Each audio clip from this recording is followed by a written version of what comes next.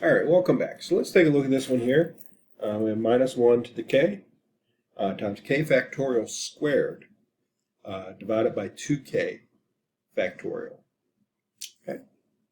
So our question, becomes, all right, will this thing converge? And once again, we're going to start by looking at the absolute convergence. Absolute convergence. And this one's kind of interesting because here you have a factorial, but it's being squared. Here we have a factorial, but it's being squared. And down here we have factorial as well, but it's a factorial that's double the size. All right, so if k was 5, that would be 5 factorial squared. This would be 10 factorial. So how does squaring a factorial compare with doubling the thing that's in the factorial?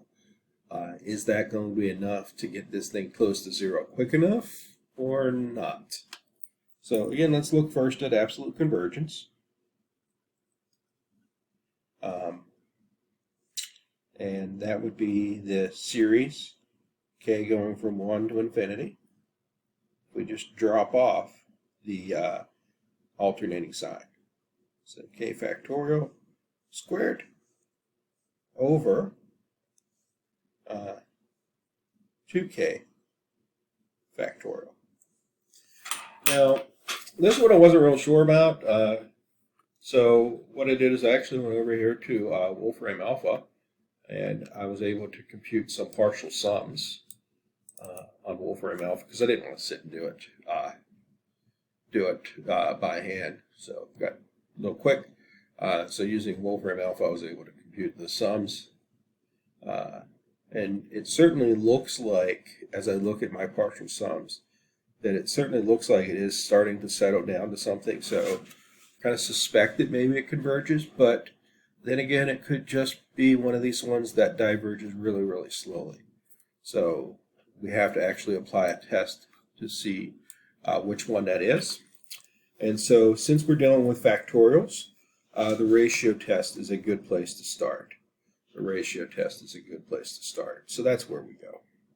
So we're going to take a look at the ratio test. So we're going to compute the limit as k goes to infinity of a sub k plus 1. So that would be k plus 1 factorial squared over 2 times k plus 1 factorial. That's going to be my numerator. And then that's all over plugging in k. All right, we're looking at a sub k plus 1 over a sub k. That's how the ratio test works. So that would be over k factorial squared over 2k factorial. Now, there's a bit of simplifying to do here. So let's start to do our simplifying.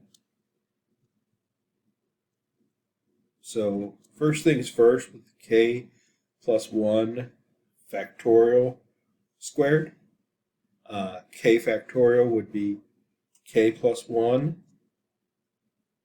times k factorial, and all that's squared. So that would actually be k plus 1 squared times k factorial squared. Okay. That's going to be the first part of my numerator. And then what's going to happen is this 2k factorial that was on the bottom would actually come up on top to join this stuff up on top. Okay. Now, 2k plus 1 factorial is actually 2k plus 2 factorial. We're going to come back to that in a moment. And that'll all be over k factorial squared. That'll all be over k factorial squared. Okay. So a couple things we can cancel out right off the bat is I have this k factorial squared, and I can cancel that out with this other k factorial squared. Okay, so at least I've gotten rid of those. Now I still have to work with this 2k plus 2 factorial over 2k factorial. So remember factorials, what I can actually do here when I rewrite this limit as k goes to infinity is I can write this now as k plus 1 squared on top times 2k factorial all over, and now 2k plus 2 factorial would actually be 2k plus 2 times 2k plus 1 times 2k factorial. Right? Because 2k plus 2 factorial would be starting at 2k plus 2, and it would be going down to k plus 1, and then times 2k. So finally I can cancel out the 2k factorial, getting the factorials out of the problem. Right? And that's really necessary for us to be able to continue and do the limit. That's really necessary here for us to be able to continue and actually do the limit. Because now we're ready to do the limit here with our ratio test. Okay. Because now we've gotten the factorials out of the problem. So we're first able to cancel the 1 by doing some rewriting of k plus 1 factorial squared, which again would have been k plus 1 times k factorial, all that squared. So I distribute. That lets me cancel out the k factorial squareds. And then I have this 2k factorial and this 2k plus 2. So again, what I did is expanded the 2k plus 2 factorial. And now I can cancel this stuff out. And now we have a limit.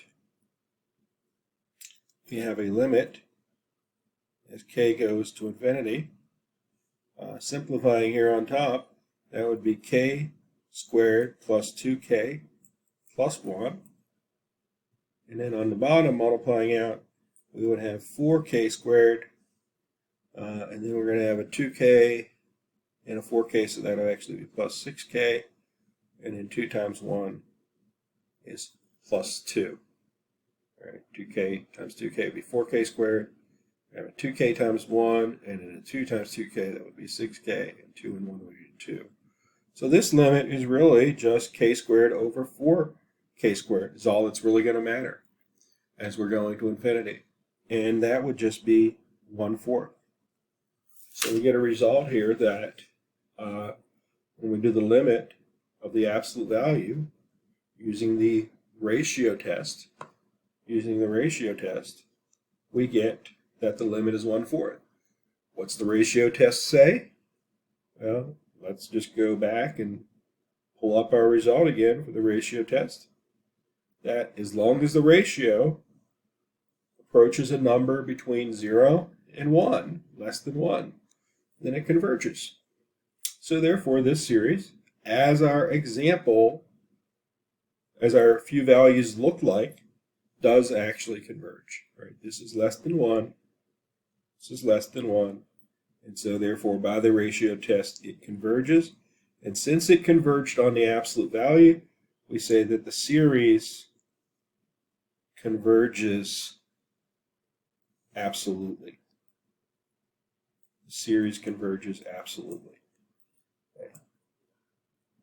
The series actually converges absolutely. So we have absolute convergence here. We have absolute convergence on this example.